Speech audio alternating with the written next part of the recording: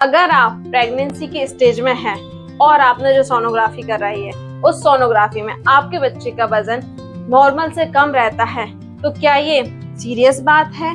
और यदि ये वजन कम है तो उससे आपकी बेबी की ग्रोथ पर क्या फर्क पड़ता है? तो आज ये सारी चीजें हम इस वीडियो में बहुत ही सिंपल और साइंटिफिक लैंग्वेज में समझने वाले हैं। तो बगैर देरी करें वीडियो को स्टार्ट करते हैं। तो नमस्ते दोस्तों, मैं हूं डॉक्टर प्रियंका कुर्मी और स्वागत करती हूँ आप सभी का अपने यूट्यूब चैनल @Dr. Priyanka 287 पर। तो आज का ये जो वीडियो है वो आप सभी के लिए बेहद ज्यादा खास होने वाला है, क्योंकि आज के इस वीडियो में हम समझेंगे कि बेबी का नॉर्मल वेट कितना होना चाहिए according to weeks, according to समय। जिस समय तक बेबी की ग्रोथ होनी चाहिए, क्या वो उतनी हो पा रही है या वो कहीं ना कहीं ग्रोथ में दिक्कत आ रही है। तो ये सारी चीजें आज हम इस वीडियो में समझेंगे कि बेबी का वेट कितना होना चाहिए, यदि बेबी का वेट कम है तो उसका क्या क्या कारण है और उसे हम कैसे जो है कि सॉल्व कर सकते हैं, उसका क्या ट्रीटमेंट होता है। तो चलिए स्टार्ट करते हैं। सबसे पहले हम बात करते हैं जो वीक हैं, हम इनका जो वीक्स का ड्यूरेशन निकालते हैं, जो बेबी का वेट का ड्यूरेशन निकालते हैं वो वीक्स के अकॉर्डिंग निकालते हैं। अगर हम पेशेंट की लैंग्वेज में बात करें तो पेशेंट के लिए जो प्रेगनेंसी का समय होता है वो महीने में काउंट होता है। वो इसे काउंट करते हैं पहला महीना है, दूसरा महीना है, लेकिन वहीं पे डॉक्टर की अगर उससे देखें तो इसे वीक्स में कन्वर्ट किया जाता है। प्रेगनेंसी की जो समय अवधि है वो फर्स्ट वीक से लेके 40 वीक्स तक मानी जाती है और उसी के अकॉर्डिंग जो हमारे बेबी का वेट का कैलकुलेशन होता है हम निकालते हैं। जैसे आपका जो बेबी का फर्स्ट वीक का अगर हम देखें कि स्टार्टिंग जो वेट कैलकुलेशन होता है, अगर आप 12 वीक में हैं यानी कि 3 मंथ का जब गर्भ है तो उसमें जो एक्सपेक्टेड वेट होता है, एक एवरेज फीटल वेट माना जाता है, वो होता है आपका 14 ग्राम्स, क्योंकि इस समय आपका बेबी बनना स्टार्ट ही करता है। फिर आपका 3 मंथ से लेके 5 मंथ का जो बीच का ड्यूरेशन होता है उसमें आपके बच्चे का वजन होता है 300 ग्राम्स। 5 मंथ से लेके 6 मंथ के बीच का जो वेट है वो होता है अराउंड 600 ग्राम्स।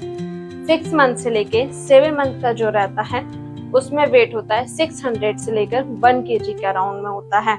देन आपका 7 to 1.5 से लेके 1.7 kg तक होता है। देन 8 to 9 है वो आपका 2.4 से लेकर 2.7 kg होता है। और इसके अलावा 9 to 10 जो लास्ट 40 वीक तक का रहता है उसमें आपका 2.8 से लेकर 3.5 kg तक वेट माना जाता है। ये जो वेट है वो आपके डॉक्टर्स जो है अल्ट्रासाउंड करके ही कैलकुलेट करते हैं। इस वेट में 10 to 15% का वेरिएशन आना कॉमन माना जाता है, जिसमें कोई भी चिंता वाली या घबराने वाली बात नहीं होती है। यदि हम देखते हैं कि ये जो बच्चे का वेट है किस कारण से कम होता है तो उसके पीछे कई सारे कारण हैं जो देखने को मिलते हैं। अगर बात की जाए इसमें मदर यानी माँ के कुछ ऐसे कारण होते हैं जिसके वजह से बच्चे में वजन कम देखने को मिलता है, बच्चे की ग्रोथ कम देखने को मिलती है। इसमें सबसे पहला कारण आता है पुअर न्यूट्रिशन। जब भी प्रेगनेंसी की शुरुआत होती है उस दौर में फीमेल्स को ज्यादातर उल्टियां होती हैं, उल्टी जैसा लगता है, मन नहीं करता, खाना नहीं खिलता है। तो जब ये सारी चीजें होती हैं तो कहीं ना कहीं फीमेल्स के बॉडी में न्यूट्रिशन उतना नहीं पहुंच पाता है जितना आइडियली पहुंचना चाहिए, तो उसके वजह से बच्चे की ग्रोथ पर सीधा सीधा इफेक्ट पड़ता है। दूसरा रहता है यदि माँ के अंदर खून की कमी है तो बच्चे पर भी उसका सीधा इफेक्ट होता है। फिर वहीं पे अगर माँ को प्रेगनेंसी के दौरान या पहले से ही ब्लड प्रेशर या शुगर की परेशानी है तब भी ये चीजें देखने को मिलती हैं। दूसरा कारण होता है प्लेसेंटा। प्लेसेंटा हम आहार नाल को कहते हैं, जो कि गर्भाशय के दौरान माँ और बच्चे दोनों को एक दूसरे से कनेक्ट करके रखती है और बच्चे को ऑक्सीजन और न्यूट्रिशन देने का काम करती है। अब यदि आपके प्लेसेंटा में ब्लड का सप्लाई कम होता है तो उसके वजह से आपके बेबी को ऑक्सीजन एंड न्यूट्रिशन दोनों ही सप्लाई कम होगा और जिसका सीधा असर आपके बच्चे की ग्रोथ पर पड़ता है।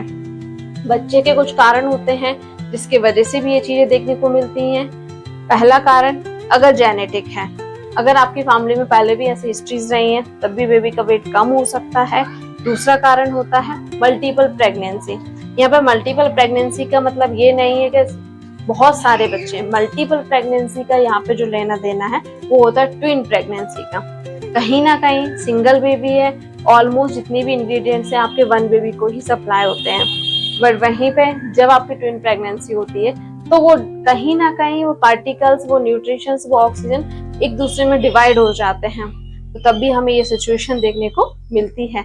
इसके साथ ही साथ आपके डेली हैबिट्स वो भी जो है आपके बेबी को सीधा सीधा इफेक्ट करते हैं, जैसे कि स्मोकिंग हुआ, अल्कोहल लेना हुआ, या फिर बहुत ज्यादा स्ट्रेस लेना, कम रेस्ट करना, ये सारी आपकी जो लाइफस्टाइल है वो भी आपके बेबी को डायरेक्टली इफेक्ट करती है। यदि हम बात करें कि इसका क्या सॉल्यूशन है, इसे हम कैसे इम्प्रूव कर सकते हैं, तो इसमें इम्प्रूव करने के लिए जो है आपको सबसे पहले बैलेंस डाइट लेनी पड़ेगी। बैलेंस डाइट में आपका इंक्लूड होगा protein, folic acid, iron, calcium rich diet लेनी है। इसका जो जो इसमें आपको लेना है वो मैंने स्क्रीन पे दिया हुआ है, उसके अकॉर्डिंग आपको ये अपनी डाइट में शामिल करना है। दूसरा, आपको सप्लीमेंट्स लेना है जो डॉक्टर आपको जनरली एडवाइस करते हैं, कैल्शियम, फॉलिक एसिड, आयरन के टैबलेट्स आपको उसमें लेना है।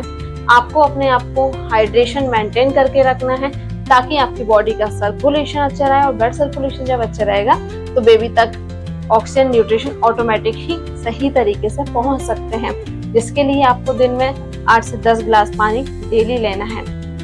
इसके अलावा एडिक्वेट स्लीप लेना है और रेस्ट करना है। जो आप स्लीपिंग टाइम रहेगा उसमें कोशिश करिए कि आप उल्टे हाथ की करवट लेकर सो सके।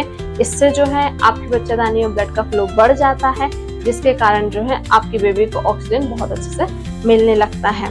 साथ ही साथ आपको डेली लाइट एक्टिविटीज करनी है, हल्की फुल्की वॉक करनी है 15 से 20 मिनट, जिससे कि आपके सर्कुलेशन प्रॉपर रहेंगे और बाकी सारी चीजें मेंटेन रहेंगी। और साथ ही साथ रेगुलर एंटीनेटल चेकअप आपको कराना है, जिसकी हेल्प से आपके डॉक्टर जो है proper ultrasound, proper colour doctor करके आपके बेबी का फीटल वेट जो है मेजर कर सकते हैं। ये सारी चीजें रहती हैं जो आपको यहाँ पर मेंटेन करना है। फ्रेंड्स, प्रेगनेंसी के दौरान काफी सारे लोगों को ऐसी परेशानियां होती हैं, लेकिन इसका मतलब ये नहीं कि सारे केस में गड़बड़ है या बहुत सारी सीरियस दिक्कतें हो सकती हैं। इसमें आपको प्रॉपर डॉक्टर से कंसल्ट करना है, प्रॉपर सारे ट्रीटमेंट्स आपको लेना है, क्योंकि कई सारे लोग ये कहते हैं कि हमें किस कंडीशन में जो है डॉक्टर्स को इमीडिएटली दिखाना चाहिए, कौन सी ऐसी सिचुएशन है। तो यदि आपको बेबी के मूवमेंट्स फील नहीं हो रहे हो या बहुत कम हो रहे हो तो वो कंडीशन आपको बिल्कुल भी इग्नोर नहीं करना है। दूसरा, आपका जो बेबी है उसका वेट कंटिन्यूअसली डाउन होता जा रहा है, बिल्कुल भी नहीं बढ़ रहा है उस कंडीशन में, या फिर आपका ब्लड प्रेशर और शुगर बिल्कुल अनकंट्रोल है, तब भी आपको जो है इमीडिएटली डॉक्टर से कंसल्ट करना है। ऐसी कंडीशन में जो है आपके डॉक्टर्स आपको और ज्यादा एक्स्ट्रा मॉनिटरिंग के साथ में रखते हैं, और साथ ही साथ कभी कभी जरूरत पड़ने पर समय से पहले ही डिलीवरी भी प्लान कर लेते हैं। इसलिए सही रिकमेंडेड डाइट, सही ट्रीटमेंट, सही फॉलोअप बहुत ज्यादा जरूरी है। प्रेगनेंसी को मैनेज किया जा सकता है, इस कंडीशन में इम्प्रूवमेंट किए जा सकते हैं, बहुत सारे केसेस में ऐसा देखने को मिलता है। तो फ्रेंड्स, यदि आपको ये वीडियो अच्छा लगा हो तो इस वीडियो को लाइक कीजिए, ज्यादा से ज्यादा लोगों को शेयर कीजिए, ताकि उन लोगों को भी मेडिकल बेस्ड एविडेंस वाली वीडियोस मिल सके, उनके डाउट्स क्लियर हो सके।